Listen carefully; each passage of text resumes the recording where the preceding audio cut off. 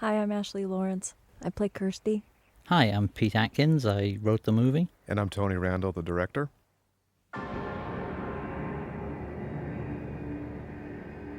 What's your pleasure, sir?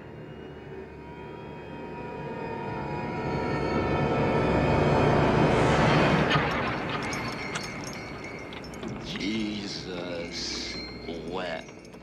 And that was Andy Robinson. This is actually a montage of scenes from the first movie, right, Tony? Yes, I guess the idea was to get right into the mood of the film and scare people or gross people, whatever worked. Right. Whatever would set them up. Now, interestingly enough, if you look at the female Cenobite, it's a different actress in the second film. And she actually looks considerably different. Right. Grace Kirby in the first one, Barbie Wilde in the second, right? Right.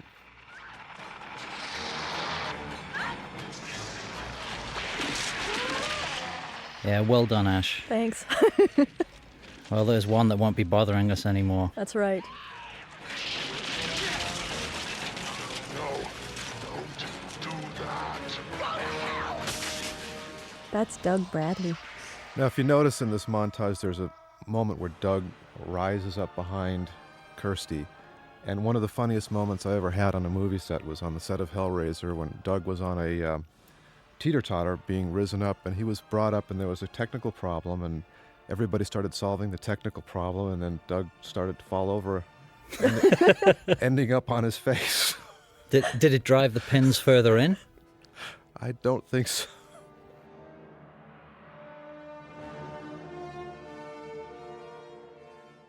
And the music we're hearing here is by Chris Young, and in my perhaps not entirely unbiased opinion, one of the greatest horror film scores of the last 25 years.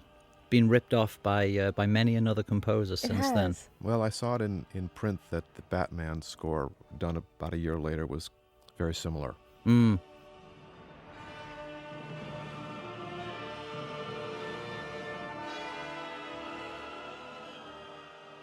And Chris had scored Hellraiser as well. There's his name There now. it is.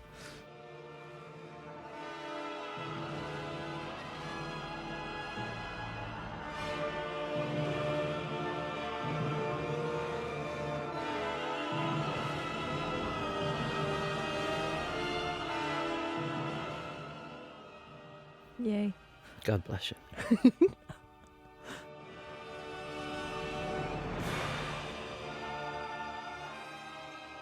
And a lot of the names in the credits you see in here are English people, because this movie, like the first one, was Yay. actually shot in England. Yay! Except for me.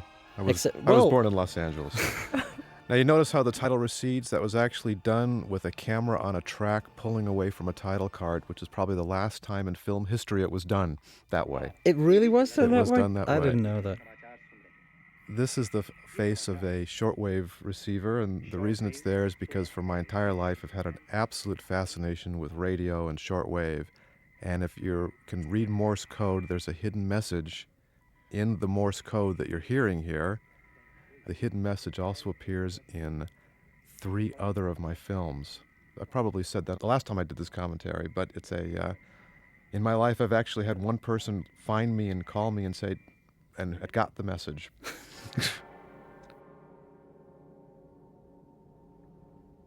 So this is Doug Bradley in what will turn out to be a flashback sequence on a set at Pinewood Studios outside London in England.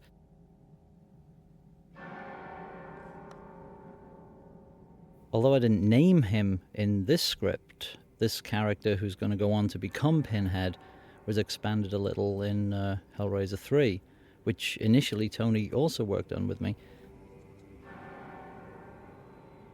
He later became known as Elliot Spencer, and this is Elliot Spencer's moment of truth. All of this backstory was created for this film.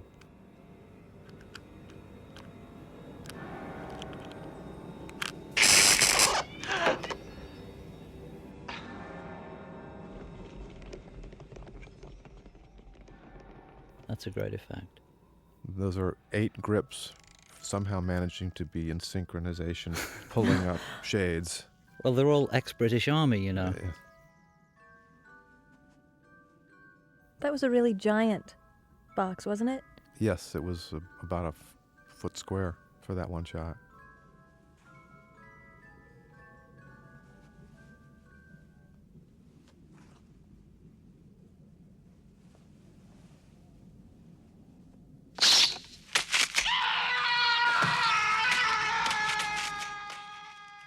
Doug, by the way, is also from Liverpool, the town I'm from, the town Clive Barker's from as well. And the three of us first worked together in the mid-1970s in a theatre company, first in Liverpool, then in London. So it's great to see Doug become a monster icon. Many of these effects, the driving and the nails, were done with just very simply with reverse cameras. Also, the chains emerging from the box is the chains actually being pulled back into the box, run in reverse. Simple but effective. The sweet suffering. Very difficult shot here. That was great, though. And whose eye is this? That would be mine.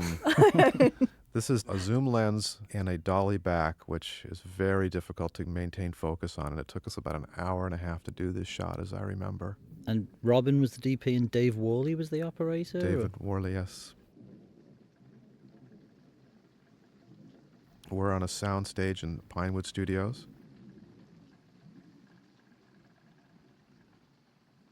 Wasn't he Gold Leader in Star Wars? This man? Yeah. Runson? Yeah. If you look at the original Star Wars, he's like Gold Leader in the dogfight scene. Psychiatric. Remember? You and your boyfriend? Steve. Don't worry about him. He's okay. We sent him home hours ago. I called him Ronson, by the way, because there was another detective in another movie called Gillette. So I just thought, well, one razor's as good as another. That's totally true. That's I stole the name. Father's house.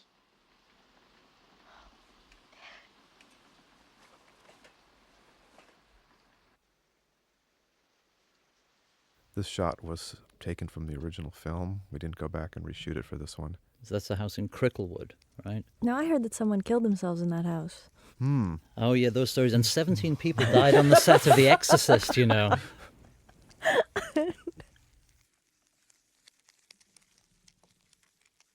There's a bit of reshooting in this scene. I looked at the dailies the first morning and thought I could go back and make it better, and shot an additional shot.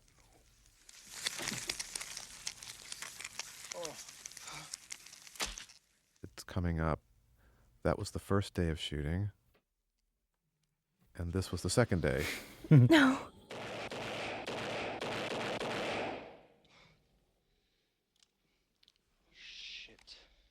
And that's probably the moment when we realized that although it was shot in England, the movie is set in America because the policeman has a gun. Which, of course, confused everybody, and I've been criticized for years because of it. Thank you very much. Yeah. Well, we couldn't exactly Billy Club the thing to death. Well, actually, less criticized than the first movie, right? Because in the first movie, the accents are dubbed into American, which is odd, or at least Right. you cast accordingly in this one. I'm sorry, Hey, you look good through rain. Thanks. Of course, the rain is created by a Hudson sprayer and an art department person right above camera. Right above, yeah. Yes. Kusich, sir. We just found another one, though it suffered a little accidental damage. Now, as an actor, you're trying to be in a heightened emotional state there, and there's a guy above you spraying the window. How easy, how difficult is it for actors to just forget that stuff? I think it depends on the circumstance, but ideally they could drive a semi past and you wouldn't notice because you're dealing with whatever the story is. Mm-hmm. Now, of course, in horror film tradition, there's always the monster that stays dead but will become alive again for the sequel, and our method was in the mattress. And if you can't tell by that zoom, slow dolly in, you'll know later. It's usually a clue. Now, this scene was actually inspired by watching Ben Casey when I was probably too young to be watching Ben Casey, and remembering a brain surgery sequence in dark black and white with Vince Edwards performing brain surgery on a patient that was conscious. And that's where this all came from. I like that piece of flesh just kind of Just strung up there. stretched, yeah. And this is our human villain for this story, Dr. Channard, played by Ken Cranham. Final solution.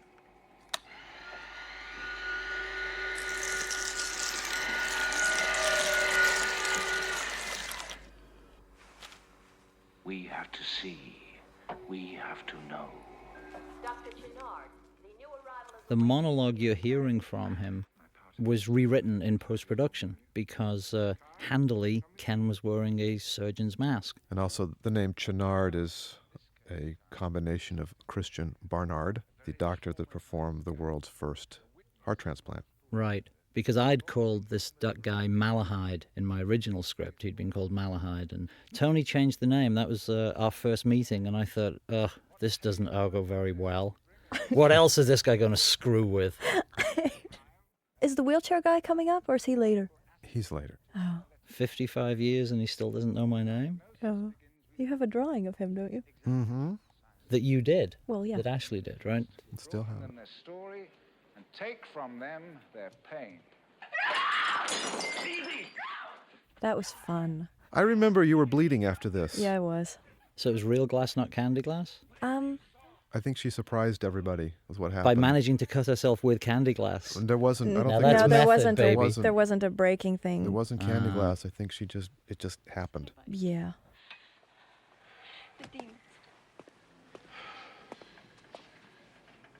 I'm Dr. Channard, Ronson. my assistant, Carl McRae, and this must be Kirsty. And, you mentioned Star Wars, Tony, and Bill Hope here was in Aliens. Right. Bill Hope plays Kyle, the younger doctor, who'll be involved with Kirsty, the character Ashley plays, in the machinations of the plot. Kirsty, Dr. Channard will be taking care of you from now on. Maybe we can talk tomorrow. Okay? Wait. That mattress, you've got to destroy that mattress. See, Julia died on it, and she can come back now like Frank. I have to say that Kenneth Cranham, who plays Dr. Channard, is one of my favorite actors I've ever worked with, as well as Ashley Lawrence, of course. But he was a very interesting actor. A lot of stuff going on behind his eyes, and in some way he quite related to this character, although he probably would have never admitted it. No, he was doing it for the mortgage, love, wasn't he? Right. That was his line. Yeah. Not necessarily an enthusiast for the horror genre, but nevertheless, He enjoyed a it. pro. Embraced it wholeheartedly. Yeah, absolutely. I'm Kyle McRae. Call me Kyle. That cop didn't believe me. Maybe not, but that doesn't mean you're not telling the truth. I'm sorry, Kirsty. I have to attend to one of my patients. Kyle will give you something to help you sleep. We shall speak tomorrow.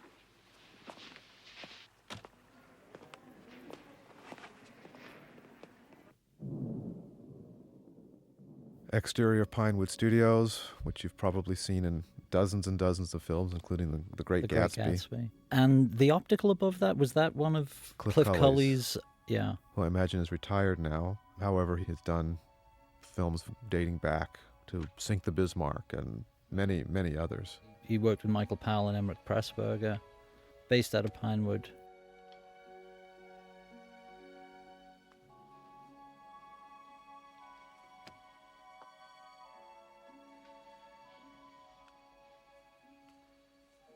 And again, this is a really nice theme Yeah, from haunting. Chris Young. Yeah. Haunting music that he did.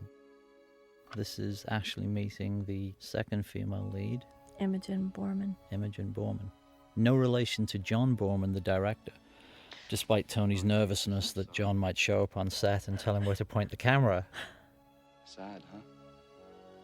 She's been here 6 months. She's a complete mystery. No family, no visitors. She's completely alone. The nurse named her Tiffany. What's her real name? She never speaks. All she does is solve puzzles. Why puzzles? We don't know. But Dr. Channard thinks it might be a good thing. Maybe beneath her withdrawal, she's putting something in order. Or opening doors. Oh, ominous line. Doesn't matter. Anyway, let's concentrate on you for the moment. I want you to take a couple of these.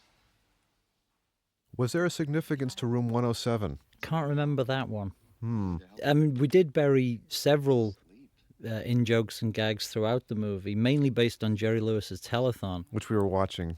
But which we were watching several tapes of. Well, a friend of ours had made a telethon's greatest hits, basically the moments when Jerry was meanest to his staff.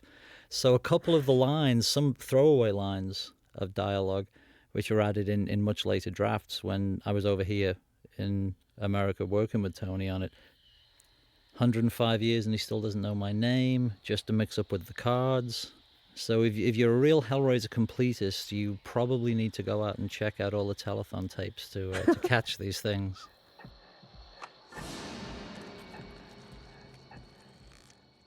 You'd think I would have caught on to not sleep too much in hospital rooms.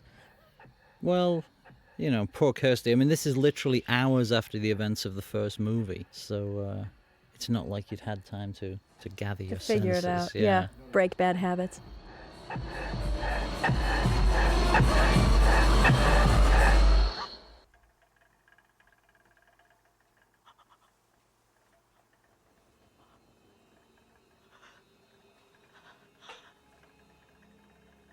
Now, if you notice, there's going to be a camera move here that crosses the stage line. This was actually done to repair a mistake I had made. Here we go. We're going to cross. Now she's looking left to right because I had crossed the line earlier in the scene and had to make it back. And thankfully, Dave Worley figured out how to fix my mistake. God bless him. But you should probably explain what crossing the line means, Tony. Well, it's basically keeping eyes looking the correct direction. Mm-hmm. Somebody's looking left, the other person should be looking right. My understanding of that was limited in the early days. This was your first feature. Yes, first feature. Mine too. In fact, Ashley was the old pro of us, having done the first one.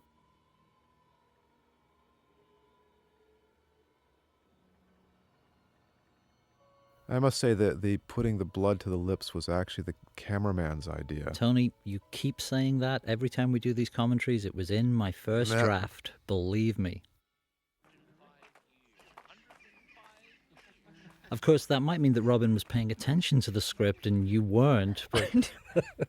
Well, I've read reviews that said I wasn't paying attention to the script, so... Well, I've read reviews that said the script was not worth paying attention to. Good. Pleasant day. Pleasant day. Oh, that's Steve. All right, twitching patient with headgear is our friend Steve Montiglio.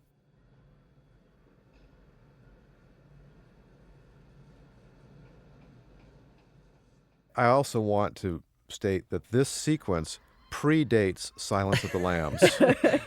Yeah. So take that for what it's worth.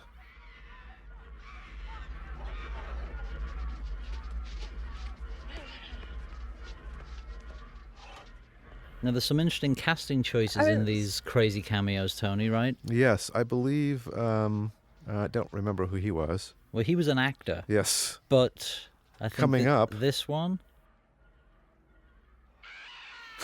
That's the accountant. It's April 15th. That was the accountant on the show. Please! Get them off me! What was this chap's name? Oliver... He's the same guy who played Skinless Frank, is that correct? Skinless Frank, yeah. Oh, right. That's right.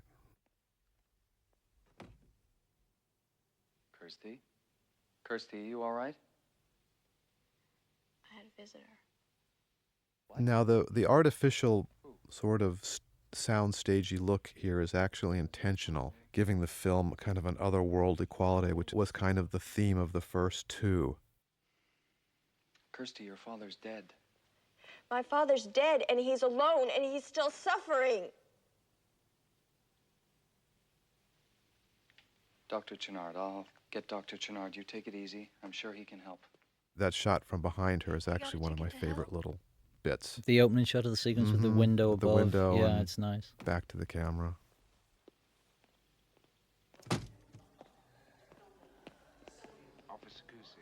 You saw the scene ended with a slow push into her face, a technique I probably used far too much in this film. See, there it is again. Oh.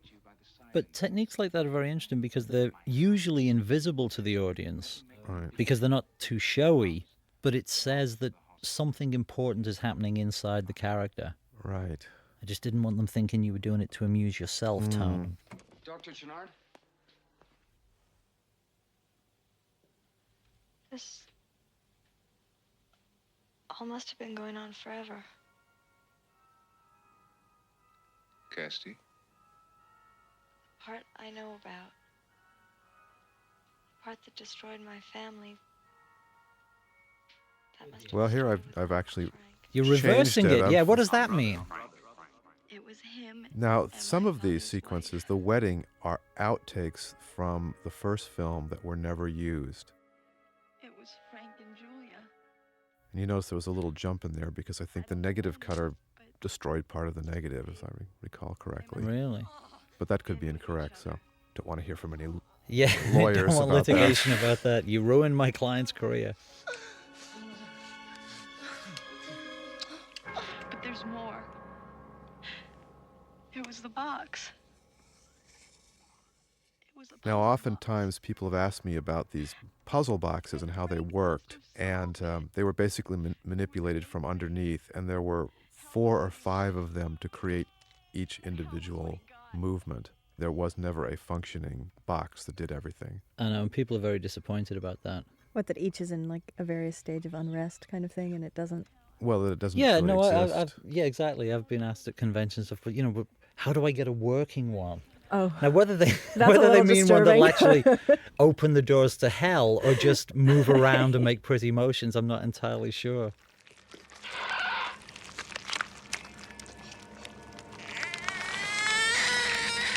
It was Julia. That bitch. She brought him men to make him stronger. So she could have him again. Kirsty, it's Frank. It's Uncle Frank. No. You remember? Come to Daddy. Get the fuck off of me! Now, he was looped. This is one of the actors that had the American accent placed in. Mm-hmm. And I don't recall who did the voice, but it was not Sean Chapman who ended up doing his own accent for the second film. Right, in the second film it was Sean. That's right. Right. It was Sean. Oh, God. They'd murdered him. Frank and Julia. They'd taken his skin and given it to Frank. Come to Daddy. Frank betrayed her and left her to the Cenobites. There's nothing personal, baby. She died on that mattress, and the Cenobites came. It's interesting to me, just in retrospect, because, this movie is now 13 years old, that we all collectively felt the need to tell that much of the story of the first movie in the middle of the second one. And it seems to me, as sequels have proliferated over the years between then and now, that sort of retelling is not deemed as necessary these days. I think in this particular film, it's so much not a standalone. It really follows the other Right. one, that if you don't know the backstory very well, don't know the players, I don't think the story makes sense. I think you have to have it. And I read a lot of reviews that said it didn't make sense anyway, so... Well, there's 2 schools of thought. About reviews or about making sense? sense. This film has gotten terrible criticism and wonderful praise. I felt very old. About a year ago, I was in on a pitch at, I think at Silver Pictures. A young guy working there came over to me and said, "Oh, I love Hellbound. I love those old classics." And, he was probably 9 years old when he saw it. Right.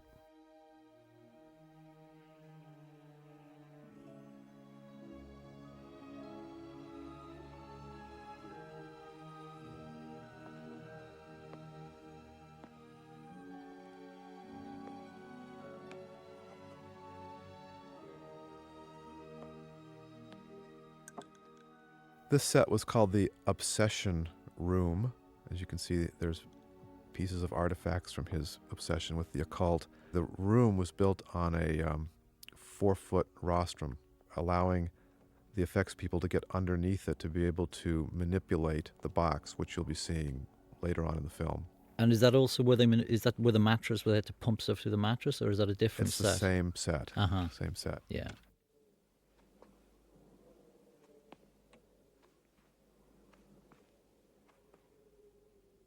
And I believe this was Studio C at Pinewood.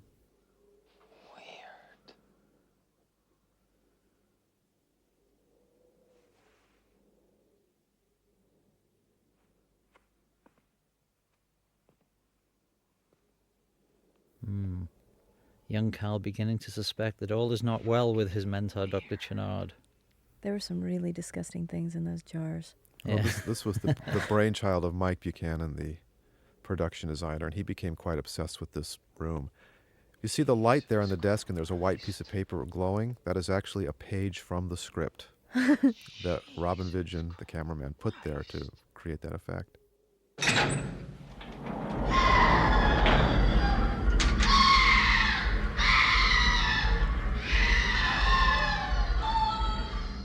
Now, the steam coming out on these pipes was actually created by the same person who created the steam for Elephant Man. Ah. Thus the similarity of look. And his machine managed to malfunction and blow steam on my leg one day, which was quite fun.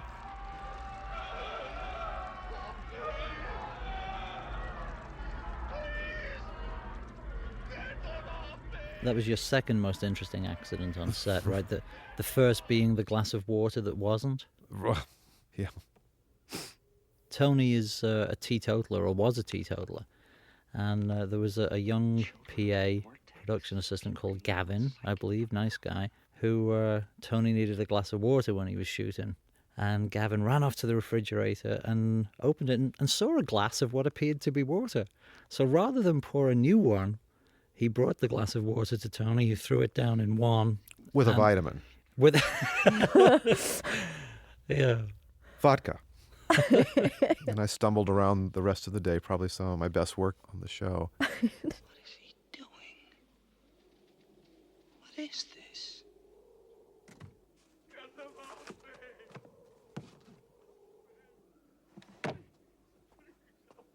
Come, Mr. Brown.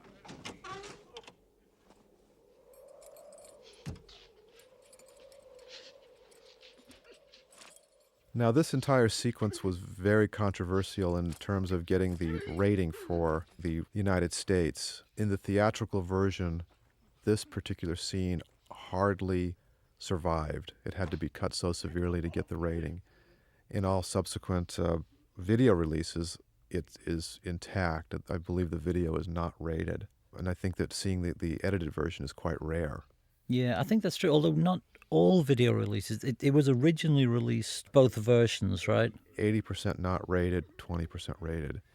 All succeeding editions after the first one, yeah. Or rated. Right. I have not seen a rated version of this film in years. I remember people walking out of the dailies of this, though, because it was so disturbing. I nearly walked out of the dailies of this. And actually, there's something in here that was Robin's idea. Although the sequence is obviously straight from the script, I believe it was Robin Vidgen who said, shouldn't he run it across his groin, yes. Tone? That's when everyone just lost it.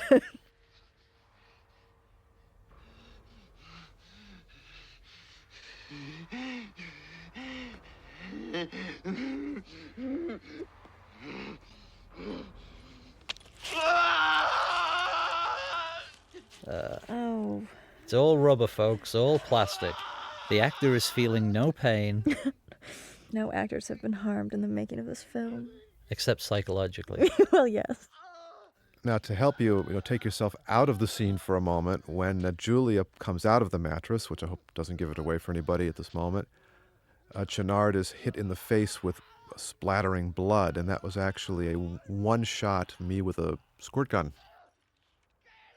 Managed to hit the target. Good angle, yeah, it's good. Sitting right below the camera and shot him with the gun. I think the groin shot is coming up now. Yeah, thanks, Robin. Oh, God. Well, at least you notice that Channard appropriately turned away at that moment. Right, well, the man needs some privacy, doesn't he? But yeah, there's a lot of life in that face. He's fascinated by this.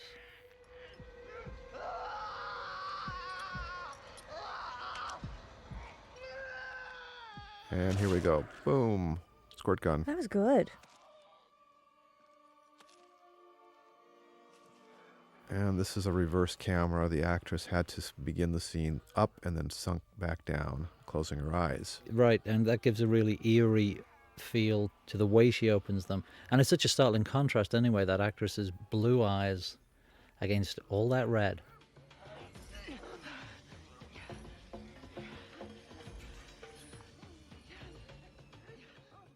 And again, as with Frank, this is not Claire Higgins in the skinless skin. This is another actress who was thin enough that when the skinless suit was on her, she would be approximately the size that Claire would be if we'd skinned her. That was the theory, right? Right.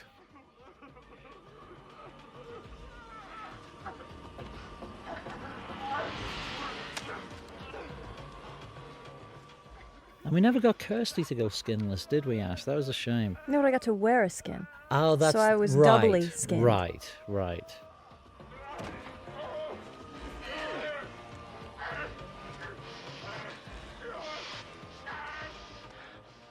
And that was an insert we shot later. Because people thought it wasn't unpleasant Yeah, enough. I guess it was.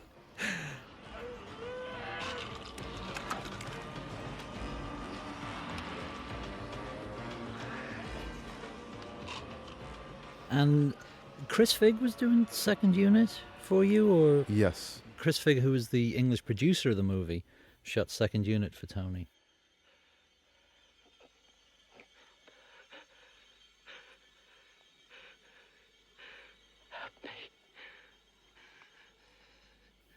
Well, talk about painting the screen red. Right, but how about that aim? Yeah, I'm impressed. I thought they would have hired a professional to do that, Tom. Yeah.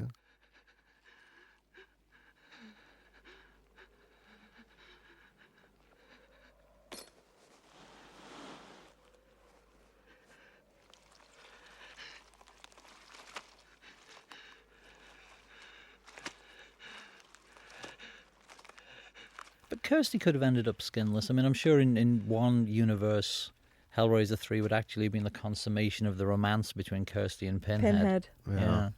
I think it's on the internet. Yeah. Oh, God, yeah. I mean, some of the fan fiction that, in magazines like Cenobium and stuff. What's wrong with those people? And just to date this, none of us had ever heard of the internet when we were making this film. That's correct. It wasn't a gleam in anybody's eye except for the Defense Department. That's right. In fact, never mind the internet, I wrote the first draft of this on a manual typewriter. And the first time I ever used a computer was when I met Tony, when he'd been brought on to direct it. And he said, "Could you do the next draft on my computer?" And I was very frightened. But you guided me through, Tony, and I appreciate it. That was an old... It wasn't a K-Pro, it was a compact? Corona computer. Script written, the 6th floor of... the first draft was which hotel? The first draft... And you wrote with a manual? I wrote with a manual typewriter in a... Well, Chris Figg had put me in a very nice hotel in Swiss Cottage and then decided that was far too expensive for the likes of me. So he moved me to a pretty nice hotel in Hampstead. But when they brought me back down for the second draft and flew you over, you were in the Kensington Palace? Or I was in the Kensington Palace and you were... Meridian, that's right. Because you still had an expense account as a former New World executive. Lovely hotel, wonderful afternoon teas every day. Yeah, it was great. We had a great time working on that draft.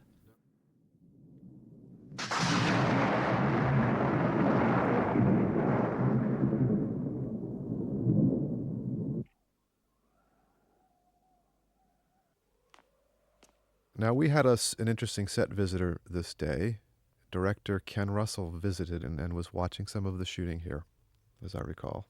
He had just done a film with the production designer, and the designer had invited him to view his sets and all of this strange imagery. Which one did Mike do for him? Lure of the White Worm? Or he did a couple. Uh-huh. I think he did that. I did the one with Shelley and Byron. What was that? Gothic? Yes, Gothic. I'm cold.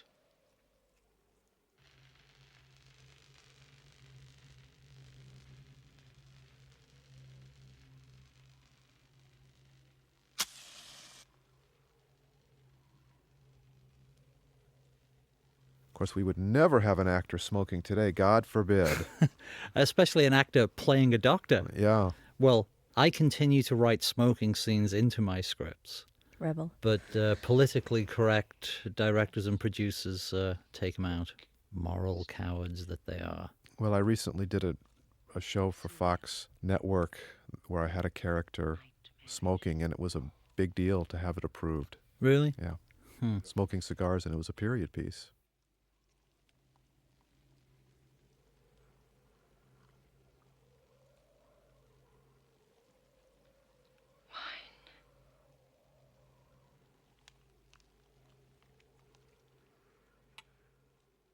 There are some genuinely bizarre images in this movie.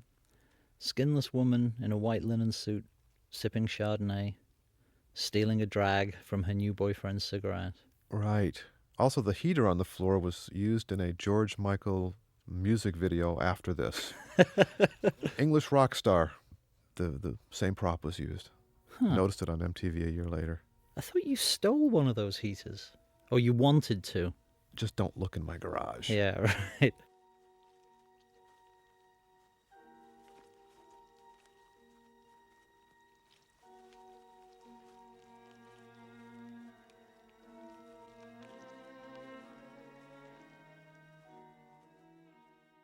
She's a lovely spine. Yeah. Sculpted by Little John, that particular suit. I mean, I think it was so. Bob Keen's and Jeff Portis's Image Animation did most of the effects work. I think the specific sculptor on that suit was Little John. Yeah. If I'm wrong and it was one of you other guys, forgive me. You're all brilliant. There.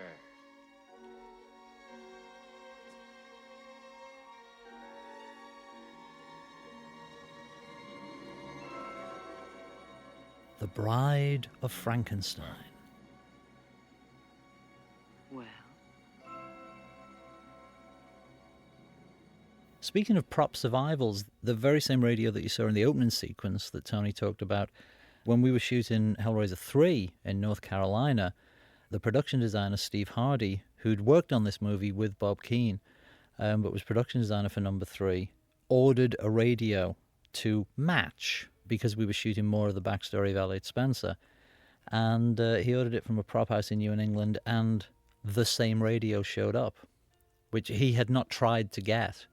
He thought that was impossible, because it came from a massive prop house. So the same radio is in both movies. There was a 360-degree dolly there. I'm sorry I talked through it, It's all right.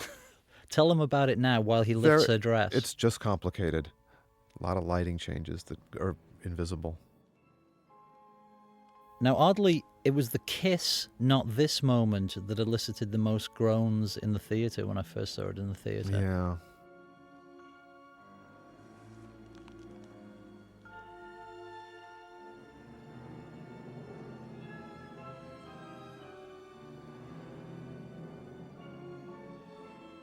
A lot of controversy about this line of dialogue, now all we need is skin. Because unbeknownst to me, skin means condom in England. So people kept telling me. Yeah. I had never heard that used at all. Nor had I, but... It was Claire, in fact, wasn't it? Yes. Claire said, we can't say a skin. now all we need is skin.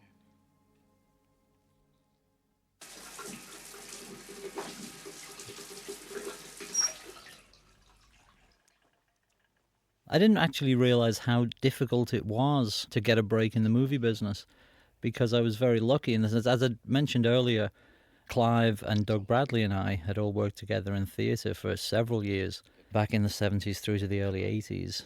I'd left the theatre company to go back to Liverpool and form a rock and roll band for a few years, and then I'd started writing fiction, and Clive had written and directed the first Hellraiser, and they were looking to make a sequel, and basically Clive said to Chris Figg, you should talk to this guy, you should read some stuff, and called me. I had dinner with Chris Figg, and it all seemed terribly easy. I want to apologize to every other screenwriter out there who had to write 10 scripts before they got the first one filmed, because I didn't know that it was difficult. Chris seemed to like me over dinner, pitched a version of the story, and I was hired. I think, leaving aside any talent I might or might not have, I think what was actually happening, and it's one of the reasons that these movies were shot in England, is that the pound was spectacularly weak against the dollar at this time, and companies like New World could get a lot more bang for their buck. So they didn't need to police things as much as they might have done. And so I think timing played a great deal in my luck, because Chris Figg basically called New World and said, I found the writer. And they said, okay, pay him. Only afterwards did I realize that it's not always that easy. So, you know, I'm grateful to everybody for opening that particular door for me. I'd like to point out, if I'd been particularly bad, the door would have slammed very rapidly. And speaking of timing, from a historical standpoint, as far as the money is concerned, this was shot about a month after the stock market crash of 1987. So we had a 20% cut in budget due to the exchange rate.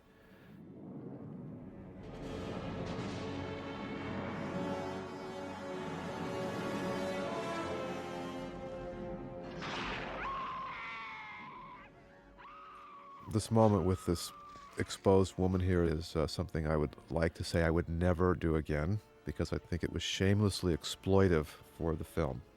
There, I've said it. Yeah, okay. Well, you know, Tony is now is a family man now. Many kids, lives in the suburbs. Well, someday I'm actually going to make films that I can show my children, and that's one of my goals. You know, the kids are almost getting to the age where they can watch this. They'll be out of your hands, Tony. Forget it.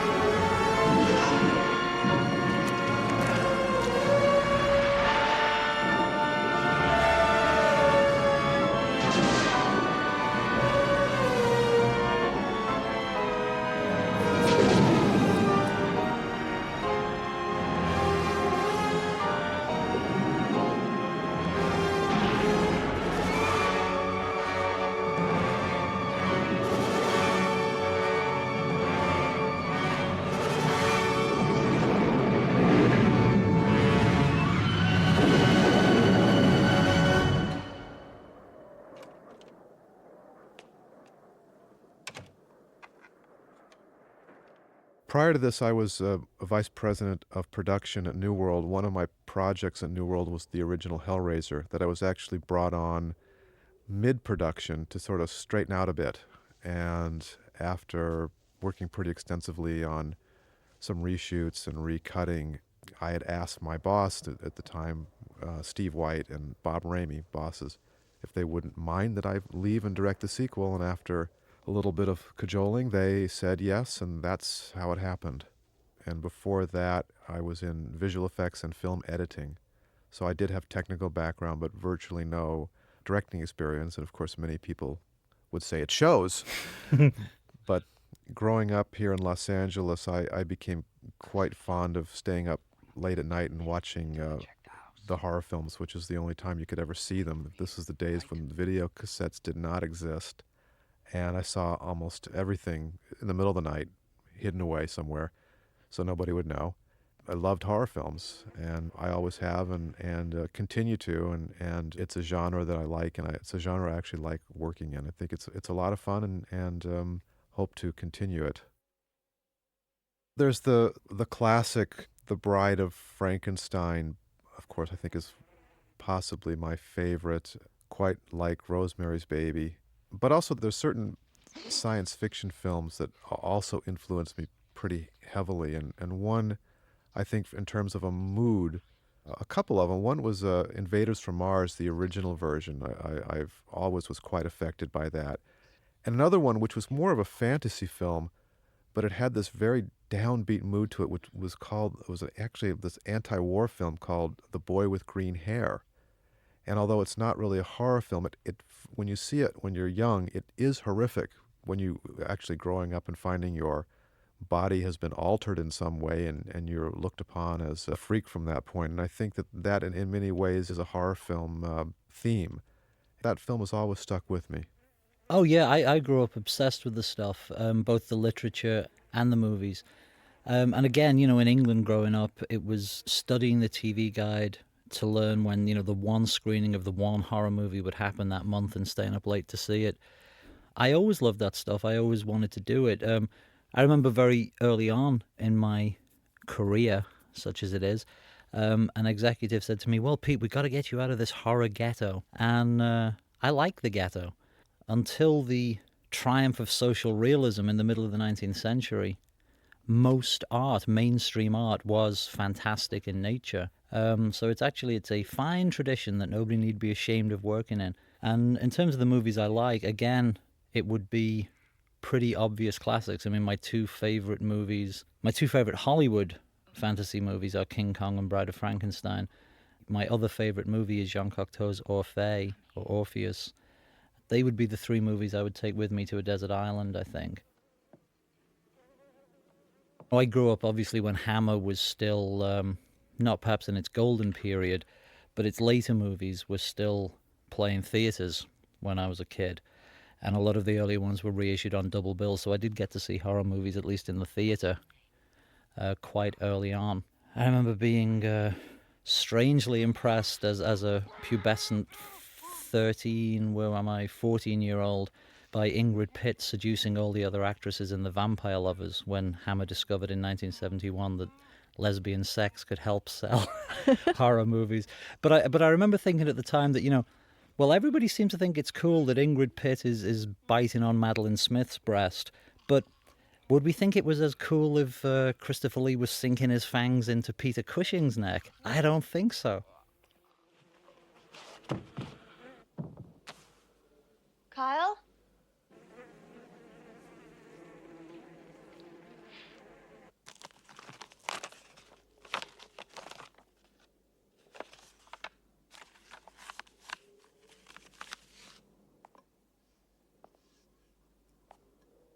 Kyle?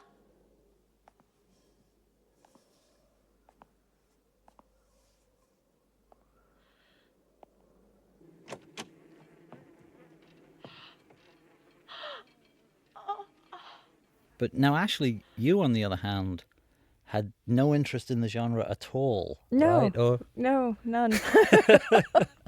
None.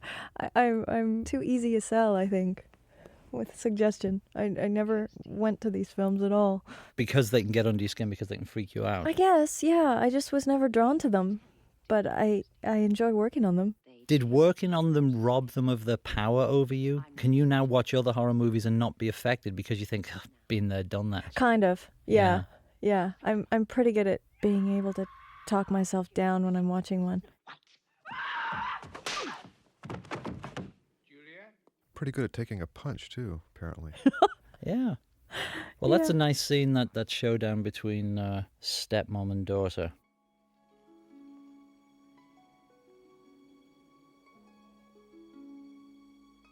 I remember it was one of my first lessons in you can never be too obvious for certain people, when an executive who shall be nameless, who was supervising a later draft, a rewrite of this, came in and a light bulb went on over his head, and he imparted his genius to me, which he said, Pete, what you got to consider here is the relationship here is it's like a twisted fairy tale. It's like she's the wicked stepmother, and the Christie girl is like Snow White.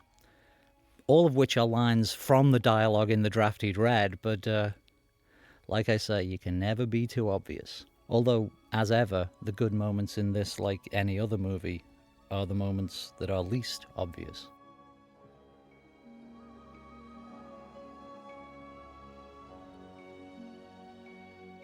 Like this one, for instance.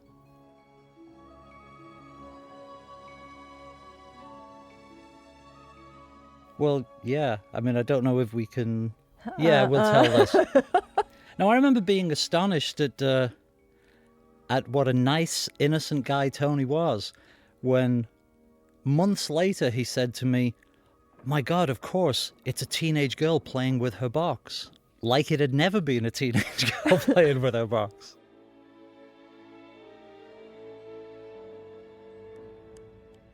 This was... I think day 2 of production, if I'm not mistaken. It's very early on. That's right. I remember you'd done this whole sequence and Dickie had cut it together for you fairly early, and it was really impressive. That this whole sequence is one of the standout directorial moments in the picture, I think.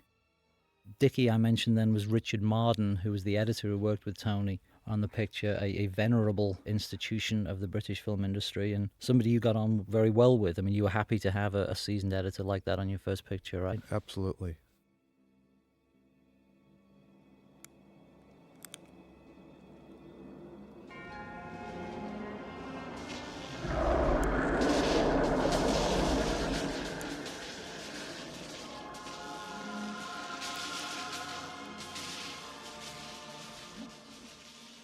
I remember that particular little beast. Oh, yeah. Mm-hmm.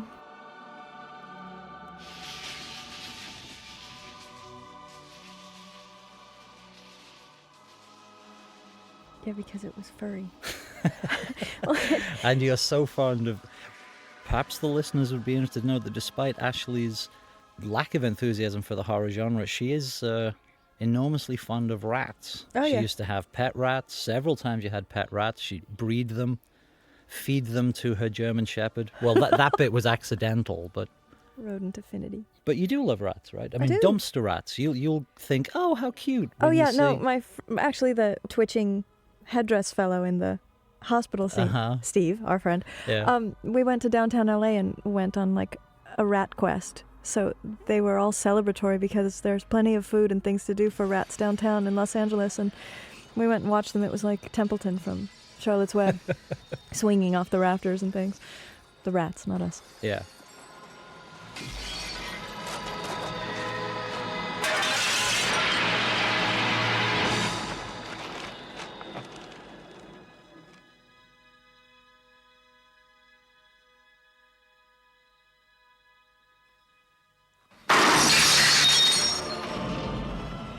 Yeah, I mean, this is a really great sequence, though. I mean, all the elements work together.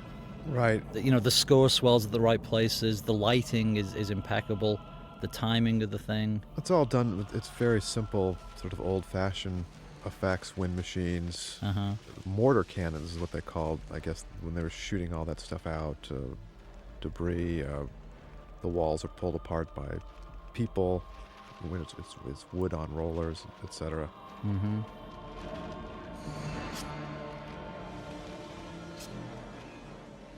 A lot of inserts, a lot of second unit in the sequence to put it all together. Shots like that, I believe, was an insert. But many of them pre-planned inserts. I mean, this was a very choreographed sequence. I believe strongly in a strong second unit. Uh-huh.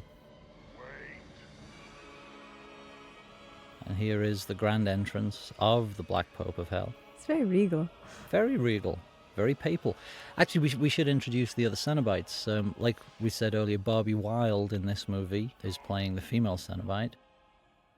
And Simon Bamford and Nick Vince are Butterball and Chatterer, respectively. They were, of course, nicknames for the characters, as, by the way, was Pinhead. In the first movie, the character that Doug plays was simply referred to as Lead Cenobite. And it was a crew member's joke, Pinhead, and it stuck. Ha. Oh, yeah, no, that's totally true. No, you said that it stuck. Oh, stuck, yeah. Okay. Yeah, this is day one of production. This is the first thing you shot? Mm-hmm. Huh.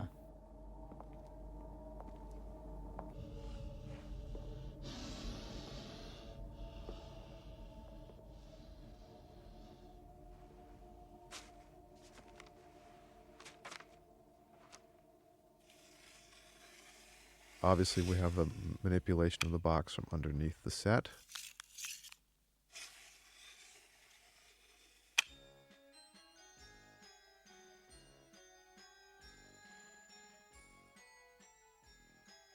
I think this whole sequence is kind of interesting with its use of loud noises and quiet. I'm actually quite satisfied with the way that worked. No, it's a standout sequence. Actually, one of the few lines of dialogue in that sequence, though I should point out to newcomer film buffs that, you know, scriptwriters don't only write the dialogue, they can write scenes without lines for the characters. Tony came to my defense at a similar state the obvious moment. One of my first meetings with professional script executives, the line that Doug delivers to stop the other Cenobites taking Imogen, It is not hands that call us, it is desire. And in my very first Hollywood script conference, an executive, actually a very nice woman, said, well, what does that mean? I think he should just say, it's not her that's calling us, it's the other guy, or something like that. And, my jaw dropped. I mean, she didn't mean that should be the line, but she wanted it to be more obvious. And my jaw dropped because I thought, well, what do you say to these people? They're paying me. And Tony said, you have to be kidding. We keep lines like that. They're poetic. And that's when I decided I'd be his friend.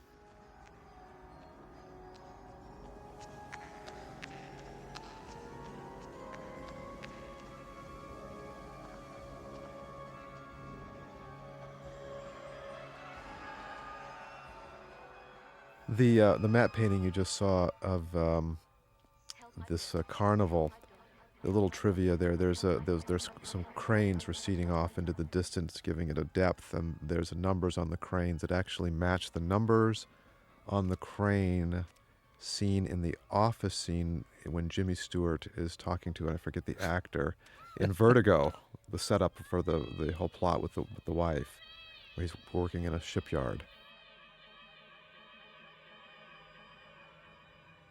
This particular sequence was actually written to occur much earlier in the film. Right, there was a lot of restructuring went on post-production. Yeah, the scene didn't work where it was, and we basically created this kind of strange funhouse moment for this part of the film.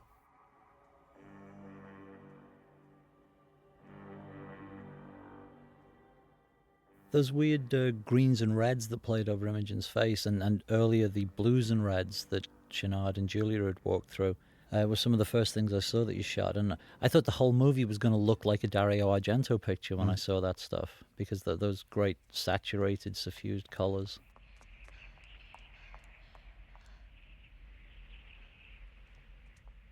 Now, I believe... This is where the set wobbles. We'll see the set, which everybody loves to point out. Huh. That happened there.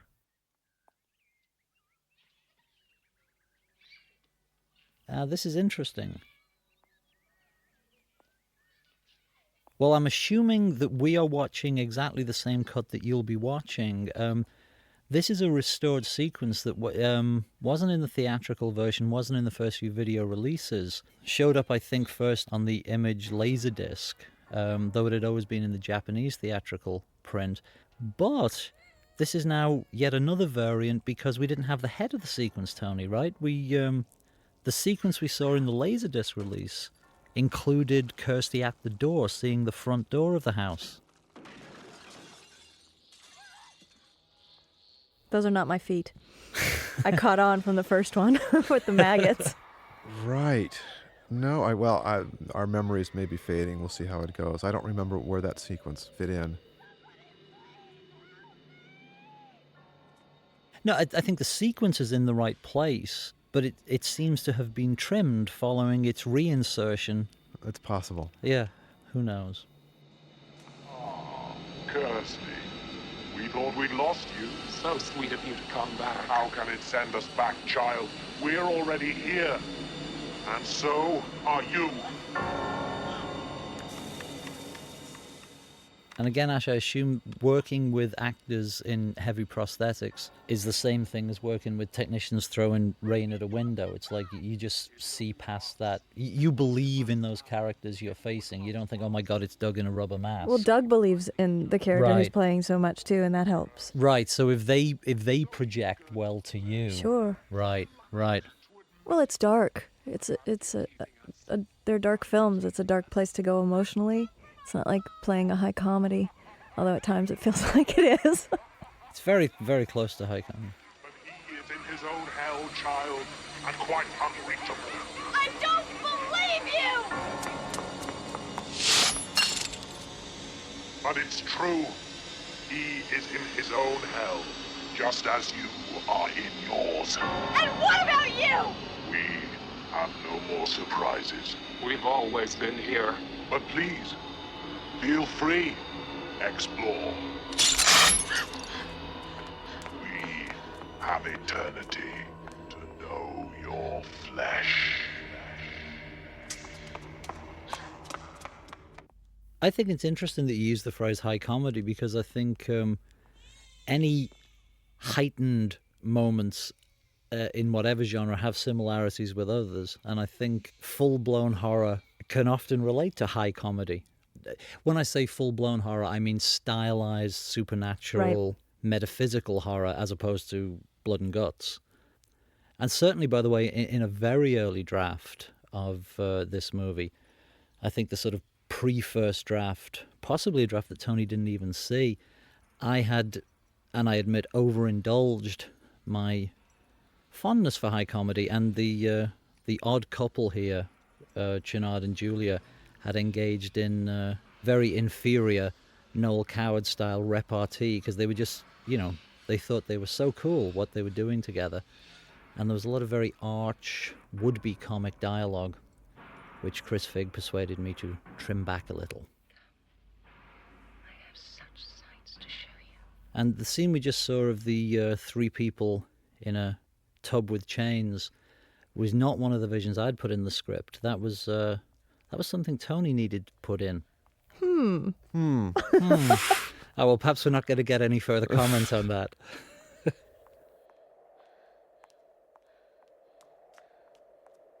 Now, this must be where we see the set wobble, in fact.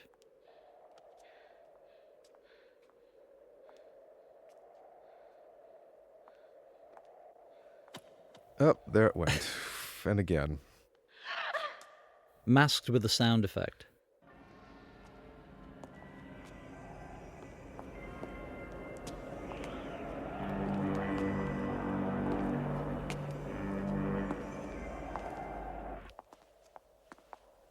You must have opened the box, Tiffany. You've got to close it. You know how the puzzle works. Get us out. Look, we're alone in all of this. And we have to help each other. We have to help each other. You look like Jennifer Beals in that shot, actually. Yeah? That whole 80s thing. Yeah? The big curls. Oh, yeah. Either that or I can be in a heavy metal band. Right. Or married to a guitarist in Bon Jovi or something like that. Exactly.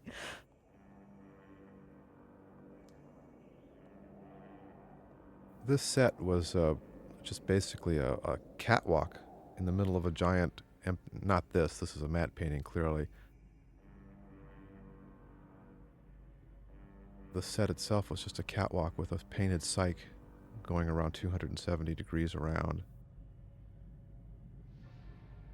This is actually some of my favorite imagery of these matte paintings. Oh, it's fantastic. It gives such a richness to these movies. Yes, this was done in the day long before computers were used to generate this stuff. The God that sent me back. Cliff Colley, the guy you mentioned before, I mean, those are literally glass shots. He painted those things on glass in a time-honored tradition, is that right? Right. And superimposing other elements.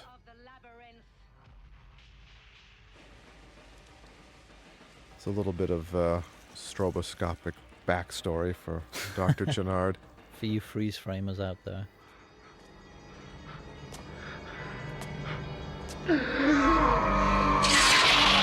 Help me, Doctor.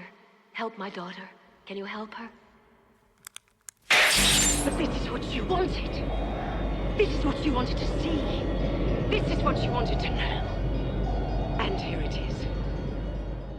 I had to argue, by the way, for the possibility of creating black light, which had been written to come out of Leviathan, the big inverted Lament configuration in the middle there.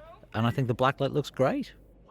Not that Tony thought it couldn't be done, but there were in those production days, voices raised telling me, what do you mean black light? Black light doesn't exist. We'll just have to do light. In those days, I believed anything could be done.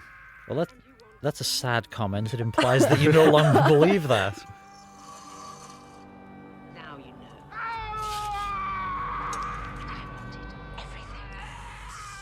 Yeah, this stuff is... I love that shot. Something about her hair blowing against that blue background while her deluded lover is cheese sliced into Cenobitism. It's fabulous stuff.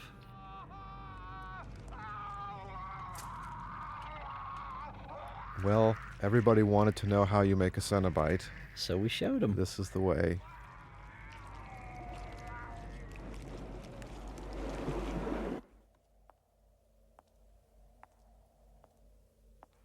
Now that's the front door to Ludovico Street. No, it's built into the set.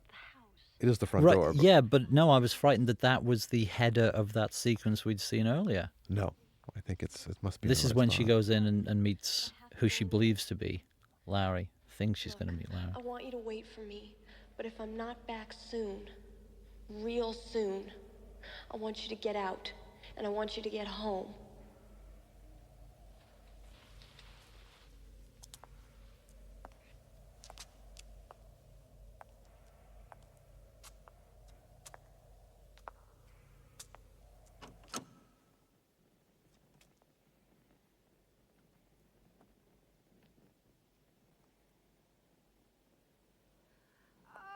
Okay, well, this is, although quite beautiful and anecdotally, this set Deadly. actually caught on fire one day. The whole thing just went up. And you can imagine with all those candles that accidents were possible. I don't like any of this. I think the film kind of stops pretty dead in this area. And had I to do it over, I think I would have done all this drastically differently. In terms of pacing or in terms of compositions? I think in terms of all aspects of it, I suspect the problem here is we are trying to tie up loose ends from the first film. Mm-hmm. And the film really has gone off on its own direction with the Channard, Tiffany, Julia tract, and in retrospect, had to do over again. May not have been so concerned about tying up the loose ends on the first one. The thrust of this going to hell to find Daddy was greatly hurt by the fact that the actor, Andy Robinson, kind of at the last moment, a deal could not be made to have him in the film. Then we were too far along to have to rewrite an entire script, but we had to solve the problems of him not being in. We came up with the best solution at the time, and one I find story-wise not satisfying. So I think all of this finding Daddy stuff just doesn't work. I think the film clips along pretty nicely until we enter this alternate world down here.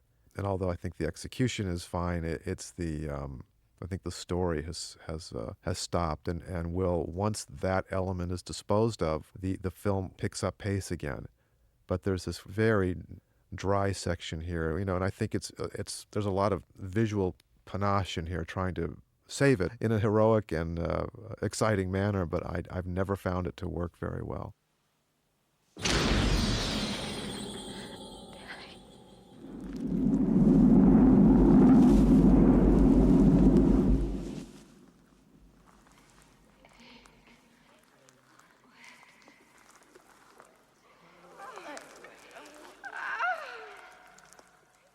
It almost feels like to me, let's just try to dazzle them. It's the old saying, dazzle them with BS. Mm-hmm. That's kind of how I feel about all this stuff. What's the matter, Kirsty? It's only Frank. It's only Uncle Frank. Oh, no. Didn't you get my message? Oh, Kirsty. Because by this time in the film, I just don't really care about Daddy. The energy's moved to other areas, I agree. Although actually, despite having to write several drafts in which the Andy Robinson character was in hell, metaphysically speaking, I don't believe he would have been. So I actually prefer the fact that this is all a filthy trick by filthy Uncle Frank. Right. I mean, I'm not arguing with you in terms of how it works in the energy of the picture. But schematically and thematically, I was kind of relieved because what the hell would Larry have been doing in hell? He didn't do anything wrong, poor bastard. Yeah. Right, but I also think that the Frank here without skin we don't really relate to because we didn't see him enough as a character in the first film. And he doesn't appear until very late into this one. I agree. I think there are certain problems because of that. Having said that, I think the energy between Sean and Ashley in this scene is pretty good and pretty creepy in its own discreet way. In other words, if this sequence was stripped out of the movie, I think it has its own internal energy. I think these guys are doing a great job here. Well, yeah, as I say, there's a lot of energy put forth to try to make it exciting and make it something. And unfortunately for me, it's a kind of almost about nothing at this point.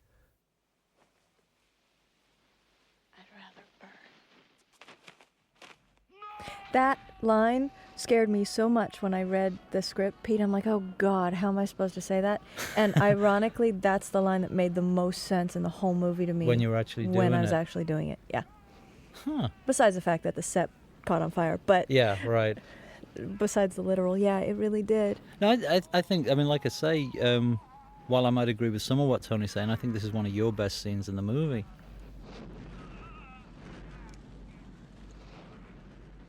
How does it feel watching yourself 13 years later? I just remember that it's ironic, Tony, because it all came together for me here, because this was the continuing storyline for my character. So all the Frank and the daddy and the everything, it resonated so deeply with me. Right, but that resonates for you because of having in the emotional movie. Investment in both films. Right, To the as audience opposed watching to, this film, I think that they're kind of lost. I think if you but look in true actress form, I don't care. I think if you were to take the two films together and edit them into one film and throw the structure up in the air and be very non-linear with the story and do things like, throw out the idea, start the whole film on this scene, then go back into the original Hellraiser stuff and crisscross the two different stories into a completely new cut of the film, I think you'd have a very interesting single film. Right. But on its own, this tying up for me doesn't work. Come here. You belong to me.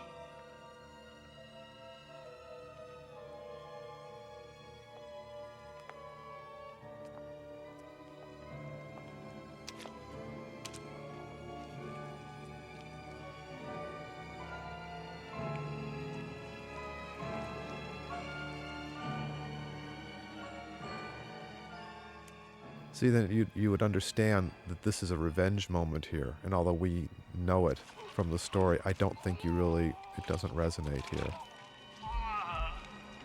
Nothing personal, babe. Claire really enjoyed this scene, though, I remember.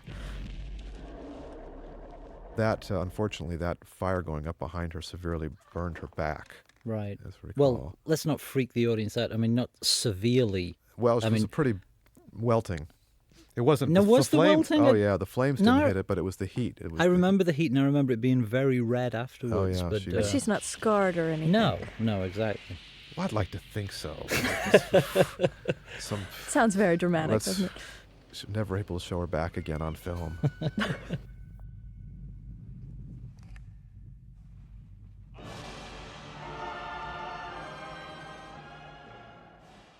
In fact, I think that's a good idea. Take these two films and cut them into one film. That would be fun. Well, actually, the thing is, we shot all that Elliot Spencer stuff for Hellraiser 3. You could actually take all three of the movies. And you could either do it, as you say, with a very bizarre cross-cutting, achronological way of telling it, or you could start in 1914, then 1921, and end up... the Hellraiser saga. Yeah, like edit them together like The Godfathers. Yeah. And then we could take the few good moments from Hellraiser 4 and start it in the 18th century if we wanted. I hesitate.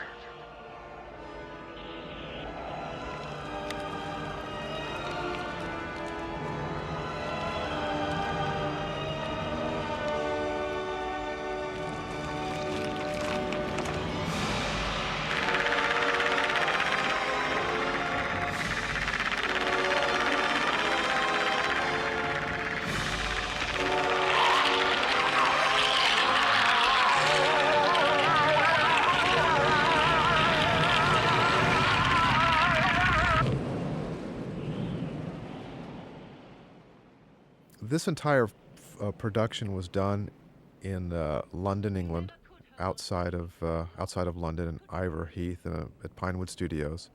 All of the post-production sound was done in the same location, and we did the sound mix at the Pinewood Studios sound department, which is done. They have a very, very fine resume of films, probably Lawrence of Arabia, etc. I believe were all done there. It was basically done in the old-fashioned way. It was all cut on film and magnetic film, and virtually no films are done that way any longer. The sound mix on the film took approximately 3.5 weeks, and the only thing that wasn't done there was the musical score. In the early days, to save money, these big scores were done non-union here in Los Angeles, but somehow the union got tipped off that the score was going to be done and showed up the day the score was going to be recorded, and then it wasn't. And we ended up doing the scoring in Munich, which is where, interestingly enough, years later I went to do a film of its own. It was a very good place to work. Okay, now thankfully we're back in our old story and on our sets that were more integral to this film, more generic to the story we're telling, and I think at this point, for me, the story kind of kicks back into gear. You know, I have to say, during various screenings at the time of the film, I would walk out of the screening room during all of that previous stuff, and then I'd come back in around here.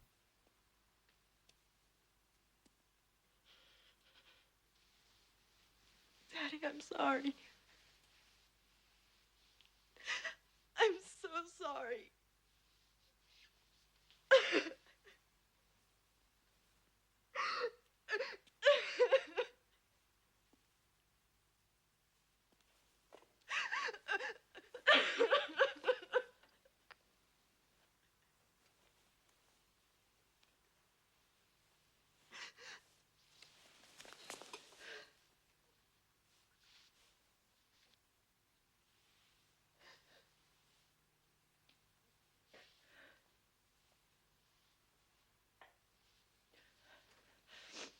I'm not entirely sure that Kirsty would be emotionally armed enough to help Tiffany out in Act 3 if she hadn't had that emotional, though heartbreaking, resolution of her own in the middle of Act 2.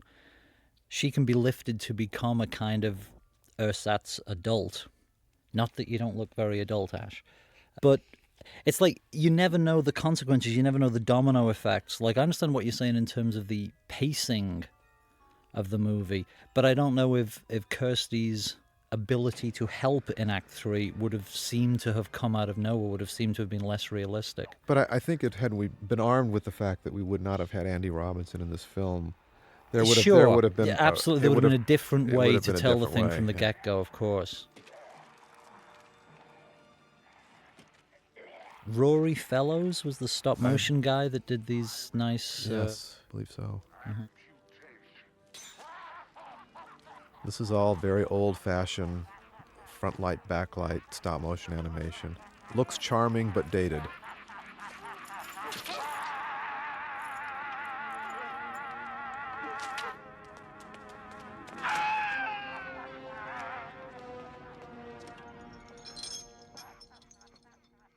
See, and I think all this stuff just fits into our story. These guys are part of the story now.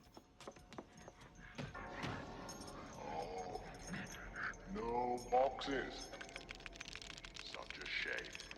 No more delays. They're just lit so beautifully, too. I think Robin really defined them. This look. Yeah. Now, also, you notice that Chatterer looks different in this version. There was a sequence where Chatterer was modified that never quite came out, never worked, and the scene was omitted, and thus the Chatterer just seems to appear different. Like he nips off to some beauty parlor in hell and has his face remade off screen whenever he feels like it, yeah. Well, there were whole sequences here that were omitted, not just like were in the script and not shot, but that Tony shot and then didn't make it into the movie. This coming back to Earth in Act 3 and then realizing that hell has come with you. Originally, we played and planned much slower and we thought more creepily. There was a famous sequence amongst fans, mainly because New World used a still from it on the back of the original video box, even though the sequence had never been in the theatrical version or indeed in the video version. But it was of Pinhead and the female Cenobite in surgical gowns. And, you know, I've said this before in interviews, but I would like to assure the fans that whatever you imagine that scene was, it was infinitely better and more gory than what we actually ended up with, which is why we decided not to put it in the movie. It was incomplete, and what was shot was hideous. Right. And hideous in not a good way. Yeah, right. Yeah, bad. Embarrassing. Not scary. Not scary, Right. Laughable. But apparently it generated a nice enough still to put on the video box, although no one had bothered to ask whether the scene was in the movie, which it was Right. not. It was unfortunately beyond our means to be able to make the scene look good. I also, for the first time after this movie came out, realized how invested fans get in this stuff because I received hate mail. Fangoria magazine were kind enough to pass the hate mail on to me. People were outraged that the Channard Cenobite could dispatch the original Cenobite so easily. But of course, they should bear in mind that the Cenobites had been spiritually weakened by Kirsty, Ashley, showing them, reminding them of their humanity, whereas Channard, who has just happily unembraced his humanity, is in full Cenobitic glory. I hasten to assure all true Pinhead fans out there that I too believe that in a smackdown contest between Pinhead and Channard, Pinhead would win. I agree. Plus, Kirsty kind of has a thing for Pinhead. Right. Do you remember what happened to Nick with these hooks? Yes, there was... Nick Vince, who plays the Chatterer, who we were talking about. He was spinning around on this pole, and a hook actually flew into his mouth and lodged itself on the roof of his mouth. Inches away from his brain, because there's the space between your upper palate and your brain. Well, not in Nick's case, but... Just kidding, Nick. That's where the hook... Yeah, right. When he right. changes into his cell. No, he was actually in the Cenobite costume, right? That's yeah, because no one knew at first, because he was struggling. Right, the little boy is not Nick Vince. Nick played the Chatterer. This operation, and you girls will be my first patient.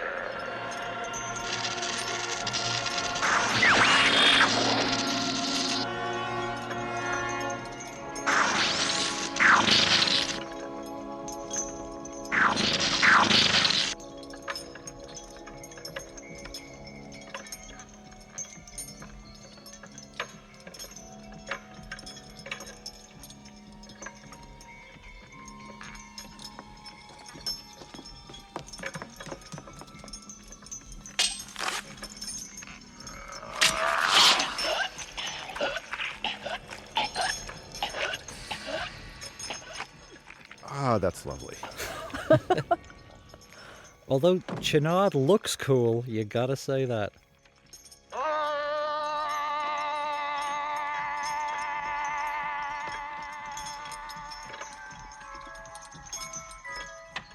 And he let me go again, the second time, you know. He loves you. He does. He's got a real thing for Kirsty, that weird old...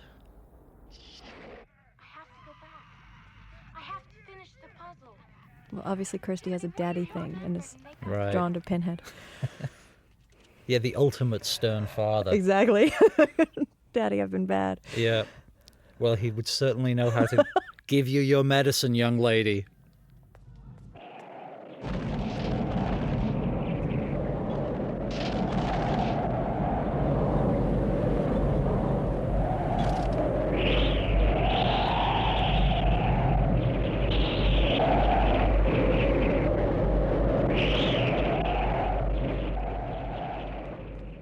So tell us about the slow-mo, Tone. The camera's running fast. Oh, that's the way round. Okay. Was there something I'm forgetting? No, I think that's it. Yeah. A lot of light and a really quickly churning camera. What is this thing? What does it do?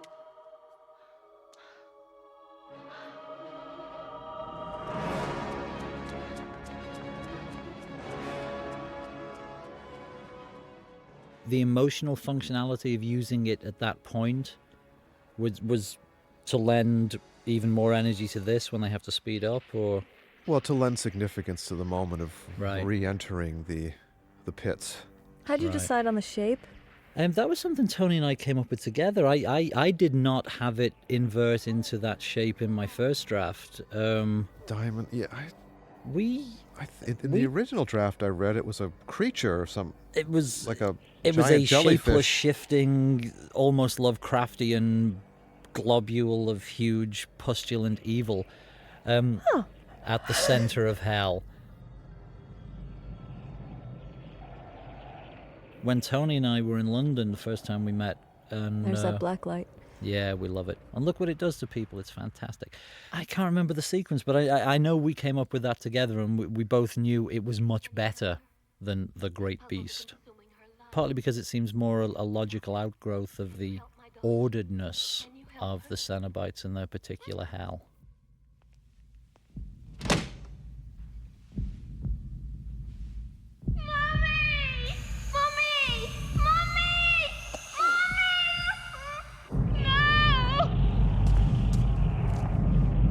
Tiffany, I see now. It's a puzzle, isn't it? It's a puzzle.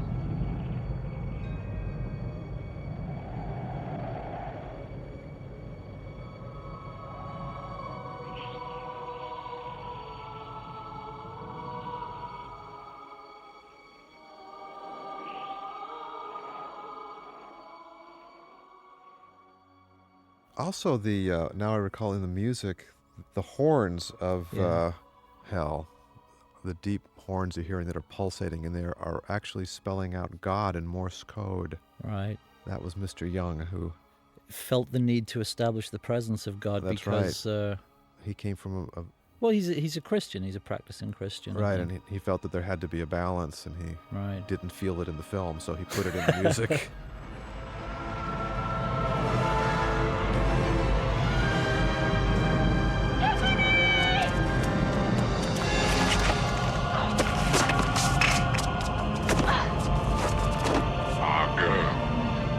And how are we feeling today?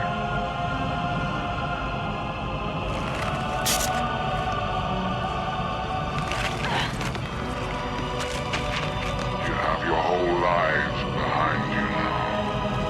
No anesthetic at hand.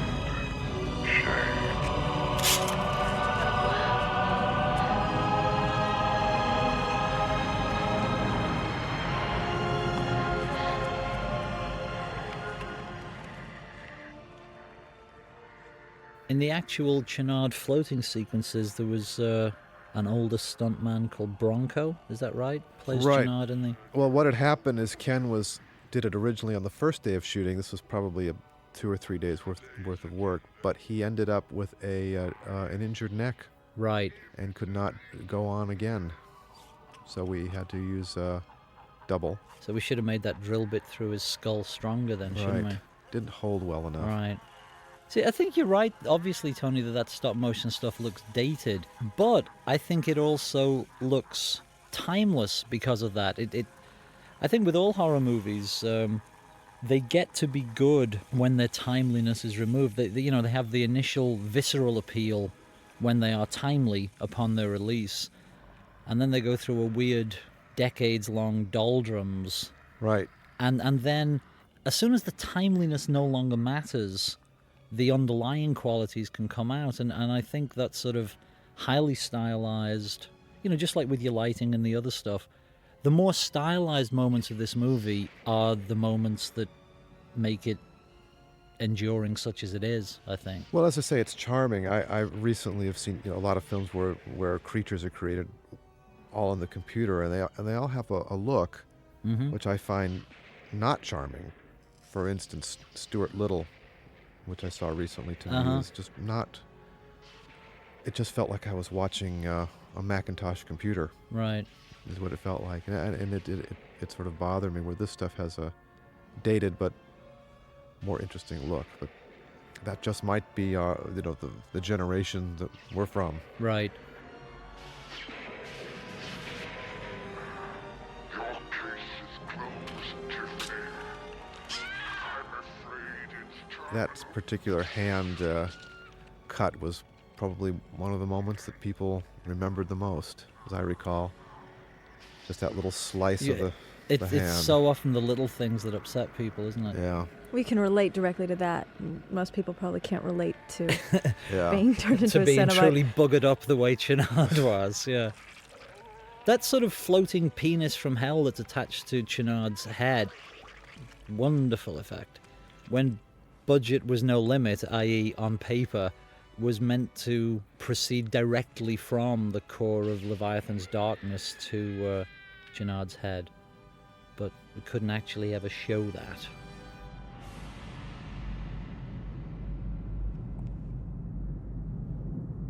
Trust me.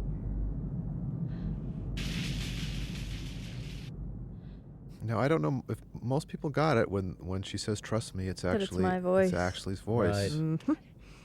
And my forehead's rather ill-fitting here as well.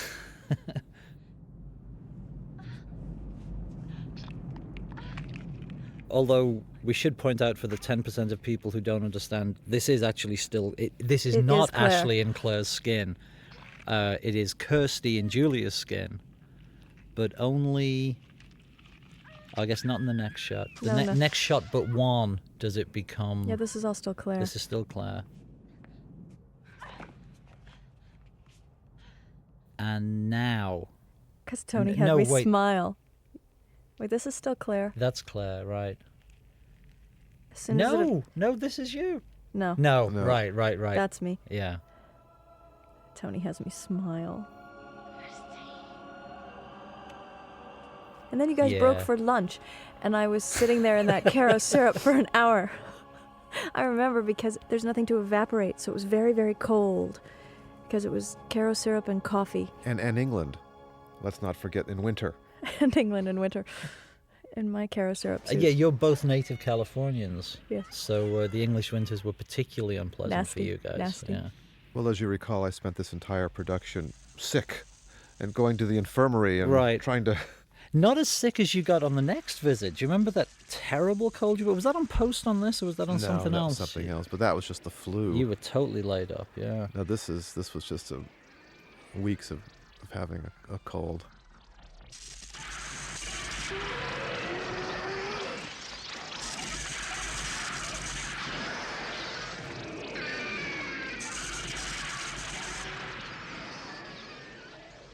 You see, Kirsty putting on the skin of the mother and acting as an ersatz deliverer of the child there, I don't think would have been emotionally justified without the closure of the daddy subplot.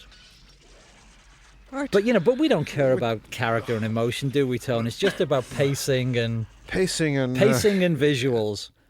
Exciting bits. Exciting bits. Well, the fact remains that the standout sequences in this movie are the bravura choreographed sequences, like Tiffany opening the box the first time, that whole sequence that we've just been through with Channard and the girls. I was sticky. You look sticky. I was sticky, and it's sweet. The blood is sweet. And you say you don't like horror movies. Now that's a quote. The blood is sweet. The blood is sweet.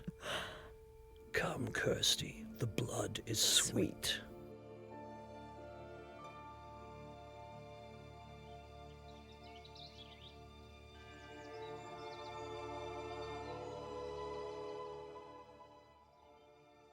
Didn't we shoot this twice?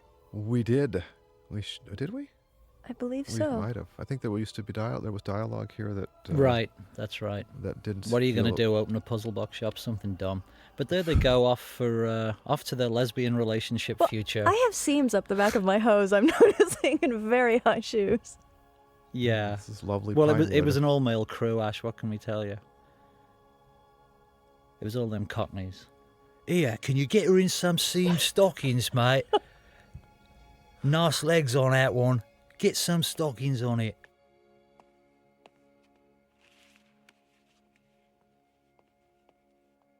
Now, Ollie's in this one, right? Yeah. Right. Here he is here. Yay. This is Oliver Parker, who went on to bigger things than playing moving playing man. second Moving man. delivery man.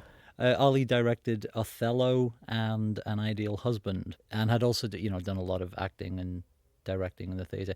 He was, interestingly, my replacement in Dog Company, the theatre company I'd mentioned earlier that Clive, Doug and I ran in the 70s. When I buggered off back home to form a rock and roll band, Ollie was the first non-Liverpudlian member of Dog Company. And the other big difference is that I was an incredibly bad actor and Ollie was an incredibly good one.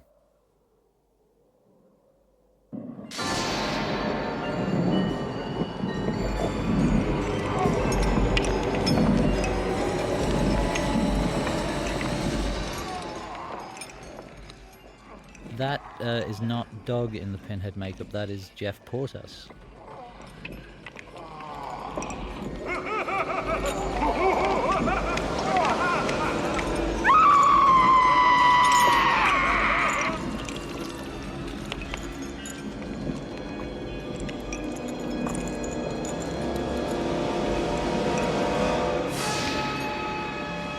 What is your pleasure, sir?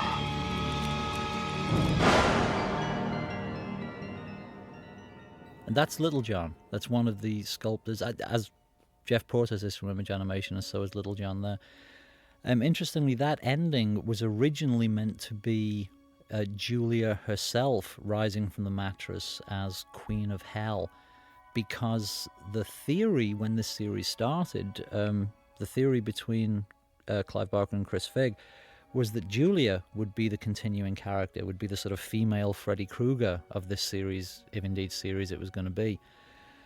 And it was only after Hellraiser opened, I'd already written one draft of this with that ending, with Julia coming back. It was only after Hellraiser opened and the public took Pinhead to its heart that we realized it was going to be him that should be the continuing character. Claire Higgins also made it fairly clear that she did not want to be our Boris Karloff. Which also is the lesson you can't knowingly create. Right, exactly. A villain. It inevitably it's somehow an accident because people took to Pinhead. Yeah. And who had very little screen time in the first movie. Right. But New World very wisely slapped a big picture of him on the poster. Right. Right. And that was done because of the preview screenings when audiences filled out cards and what did they most respond to? Love the guy with nails in his face. Nails in his face. That was cool. Yeah. So that became the image for the whole series. And now I guess it's up to number 5 now. They've just completed number 5, yeah. Which for the first time none of us had anything to do with. Obviously these credits are all people who contributed significantly to the movie. We sit here arrogantly talking about this thing as if we did it all on our own. And without every name on this list, the movie would have been less than it is, such as it is. I guess for me on this film, it was, in a sense, film school. Learned a tremendous amount from the crew, the people that I was working with, Robin Vidgen and Dave Worley and Richard Martin, Mike Buchanan, and honestly, it's not one of my favorite works, but it was a tremendous learning experience, and every time I see this film, which is infrequently, I would like to go back and remake it with the knowledge that I have today, but unfortunately in life, we rarely get that opportunity. Well, Hitchcock did it, made The Man Who Knew Too Much twice. Perhaps we should give it another 10 years and we'll remake it, Tone. Right. And Ash, you could play Julia. Oh, yeah. Bye. Goodbye. Thanks for listening.